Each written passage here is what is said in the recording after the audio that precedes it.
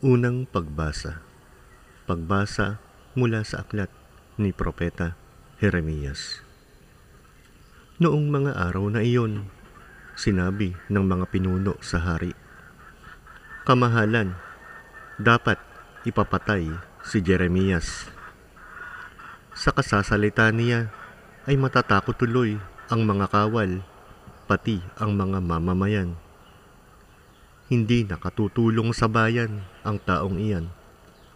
Manapay, ibig niyang mapahamak tayong lahat." Kaya't sinabi ni Haring Sedekias, "Kung gayon, gawin ninyo sa kanya ang ibig ninyo. Hindi ko kayo mapipigil."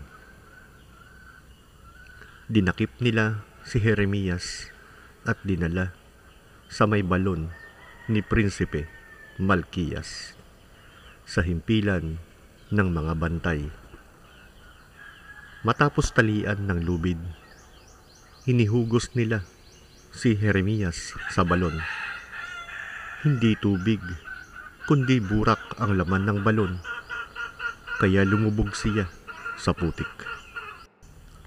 Pumunta roon si Ebed-Melech at sinabi sa hari, "Kamahalan, masama ang ginawa ng mga pinuno. Inihulog nila sa balon si Jeremias. Maaaring mamatay siya sa gutom pagkat wala ng pagkain sa lungsod." Iniutos ng hari na magsama si Ebed-Melech ng 3 lalaki at pagtulong-tulungan nilang iahon sa balon si Jeremias at baka mamatay. Ang salita ng Diyos. Salamat sa Diyos. Salmong tugunan. Ang atin pong itutugon. Ang pagtulong mo sa amin, Panginoon, ngayoy gawin. Ako ay naghintay sa aking Panginoon at dininig niya ang aking pagtaghoy. Tugon. Ang pagtulong mo sa amin, Panginoon, ngayoy gawin.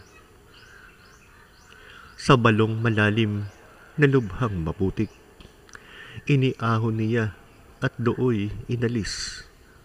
Ligtas na dinala sa malaking bato at naging panatag, taglay na buhay ko. Ang pagtulong mo sa amin, Panginoon, ngayoy gawin. Tinuruan niya ako pagkatapos ng bagong awiting pampuri sa Diyos. Ang bawat makasaksi ay matatakot at sa poong Diyos magtitiwalang lubos. Ang pagtulong mo sa amin, Panginoon, ngayoy gawin. Mahina man ako at wala ng lakas, ngunit sa isip mo'y di mo kinakatkat. O aking tagatulong, tagapagligtas, Panginoong Diyos, huwag ka nang magluwat. Ang pagtulong mo sa amin, Panginoon, ngayoy gawin. Ikalawang pagbasa. Pagbasa mula sa sulat ni San Pablo sa mga Hebreo.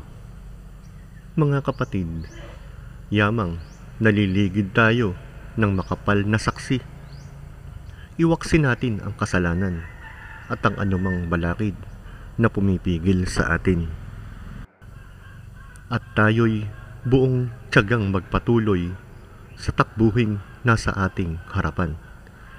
Ituon natin ang ating paningin kay Jesus na siyang pinagmulan ng ating pananampalataya at siya ring nagpapasakdal nito. Dahil sa kagalakang naghihintay sa kanya, hindi niya ikinahiya ang mamatay sa krus at siya ngayoy nakaluklok sa kanan ng trono ng Diyos. Isip-isipin ninyo kung gaano ang tiniis niyang paglaban ng mga makasalanan upang hindi kayo manlupaypay o panghinain ng loob. Hindi pa humahantong sa pagdanak ng iyong dugo ang pakikitunggali ninyo sa kasalanan. Ang salita ng Diyos. Salamat sa Diyos. Aleluya. Aleluya, aleluya. Ang tinig ko'y pakinggan ng kabilang sa aking kawan. Ako'y kanilang susundan. Aleluya, aleluya. Ang mabuting balita ng Panginoon ayon kay San Lucas. Papuri sa iyo, O Panginoon. Noong panahong iyon, sinabi ni Jesus sa kanyang mga alagad, "Naparito ako upang magdala ng apoy sa lupa. At sana'y napagningas na ito. May isang binyag pa na dapat kong tanggapin at nababagabag ako hanggat hindi natutupad ito. Akala ba ninyo'y pumarito ako upang magdala ng kapayapaan sa lupa? Sinasabi ko sa inyo, hindi kapayapaan, kundi pagkakabaha-bahagi.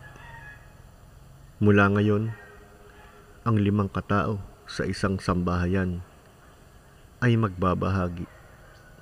3 laban sa 2 at 2 laban sa 3. Maglalaban-laban ang ama at ang anak na lalaki, ang ina at ang anak na babae, at gayon din ang biyenang babae at manugang na babae. Ang mabuting balita ng Panginoon. Pinupuri ka namin, Panginoong Hesukristo.